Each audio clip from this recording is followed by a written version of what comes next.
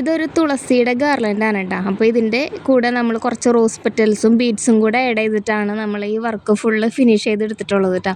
ഇതിൻ്റെ കൂടെ കുറച്ച് ഗ്ലിറ്റേഴ്സും കാര്യങ്ങളൊക്കെ ആഡ് ചെയ്തിട്ടുണ്ട് കേട്ടോ. അപ്പോൾ ഈ ഫ്രെയിമിൻ്റെ സൈസ് വരുന്നത് 7 ഇഞ്ചാണ്. 7 ഇഞ്ചിൽ 50 mm തിക്നെസ്സിലാണ് നമ്മൾ ചെയ്തിരിക്കുന്നത് കേട്ടോ.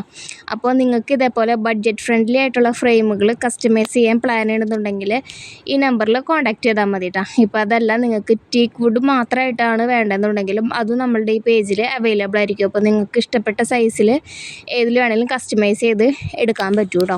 ഇപ്പോൾ ഇതിൽ വിനൈൽ സ്റ്റിക്കർ ചെയ്യുമ്പോൾ നിങ്ങളുടെ കപ്പിളുടെ നെയിം അല്ലാതെ വേറെ എന്തെങ്കിലും റൈറ്റിങ്സ് വേണമെന്നുണ്ടെങ്കിലും അതും നമുക്ക് ആഡ് ചെയ്തിട്ട് തന്നെ ചെയ്യാൻ പറ്റും കേട്ടോ.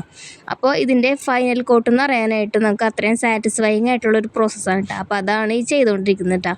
അപ്പോൾ ഈ ഫൈനൽ കോട്ടും എല്ലാം കഴിഞ്ഞിട്ട് നമുക്ക് ഫൈനലി ലാസ്റ്റ് റിസൾട്ടും കൂടെ നോക്കിയാലോ. ലാസ്റ്റ് റിസൾട്ട് എന്ന് പറഞ്ഞിട്ട് അത്രയ്ക്ക് അടിപൊളിയായിട്ട് തന്നെ കിട്ടിയിട്ടുണ്ട് കേട്ടോ. അപ്പോൾ ഇതാണ് ഇതിൻ്റെ ഫൈനൽ റിസൾട്ട് വരുന്നത് കേട്ടോ.